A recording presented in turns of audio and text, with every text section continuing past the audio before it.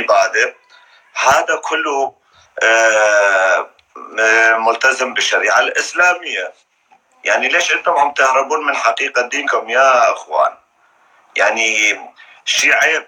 لازم أنتم في كم شيوخ عم يحكون حقيقة وعم بيقولون بأنه ودين الإسلام شريعة الإسلام فيها قتل وفيها انتشر بالسيف وكل شيء.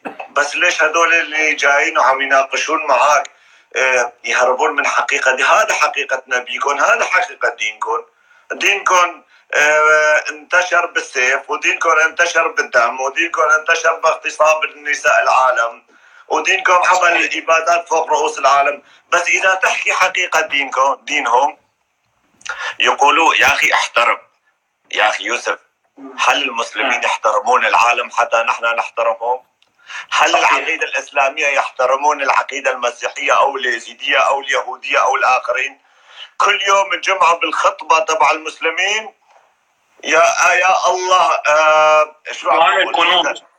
بتعرف عن الكفار والمشركين والروافض والشيعة كله. طيب يعني حتى الدعاء تبعهم كفر، حتى الدعاء تبعهم كفر.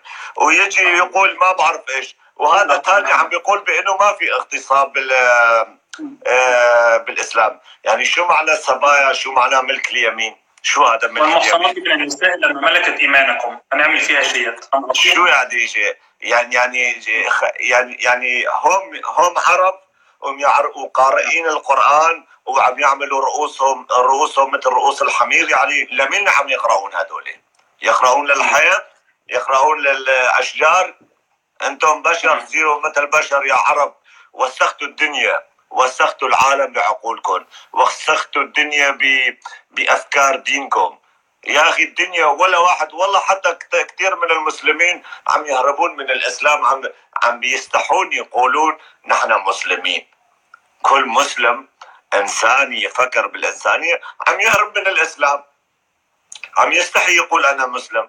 يا أخي شو هالعقولة؟ شو هالعقول إذا بتحكي حقيقة نبيهم؟ يا أخي عائشة، أشقد كان عمر عائشة لما نبي الإسلام نبي محمد صلى الله عليه وسلم وآله، أشقد كان عمر عائشة لما راح اللي عنده زوج معاها؟ ما كان 9 سنين، كان عنده 54 سنة. يقول لك أصل هو رسول الله. يعني كيف واحد يصير رسول الله ورسول ونبي يغتصب بنت عمرها 9 سنوات؟ كيف يعني؟ لو كان مثل لو كان الصوم تبعنا مثل صوم المسلمين عم يحكون عن عبادة الأصنام. هل الحجر الأسود مو حجر؟ مو حجر. ليش عم يعبدون لحجر؟ مين عم يعبد الأصنام أكثر من المسلمين يا أخي؟ إذا بتحكي عم بيقول احترم. ما حكينا شيء غلط عليكم، ما حكينا شيء غلط، بس انتم ما تحترمون العالم، انتم ما تحترمون الدنيا. مين شاف خير على ايد المسلمين؟ مين شاف خير؟ ولا حدا ما شاف خير منهم. 1400 سنة. هلا انت من مصر، مو هيك اخي؟ هل المسيحيين المسلمين يحترمون المسيحيين بالمصر بشرفة؟ ابدا.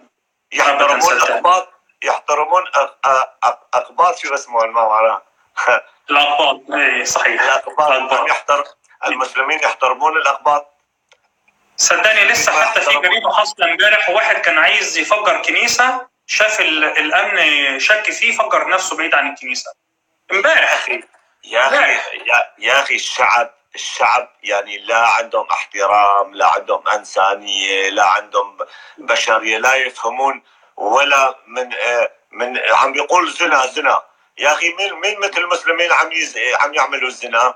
كل شيخ عم بيروح لعند النسوان وعم يعمل لهم ورقة وما ورقة وعم ينكحها.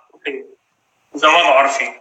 يعني زواج عرفي وزواج ما بعرف ايش. يا أخي اتركوا العالم، اتركوا، وسخوا الدنيا. انتم مسلمين، المسلمين وسخوا الدنيا. والله لو أنا كنت مسلم ما كنت بقدر بنام بالليل، ما كنت بقدر بنام لو أنا كنت مسلم. لو أنا كنت مسلم كنت بدي أستحي بدي أوطي راسي على الأرض وما أرفع راسي من أفعال نبيهم ومن أفعال المسلمين اللي يعملون في الدنيا وشو عملوا بالشعبي بالإيزيدين بالعراق بالشنغال. يلتفوا عليكم وعلى أفعالكم يا مسلمين. استحوا. أنتم اغتصبتوا نسائنا، اغتصبتوا أطفالنا، قطعتوا رؤوس أطفالنا. ما شفنا ولا دولة مسلمة قام وعمل مظاهرة ضد الدواعش.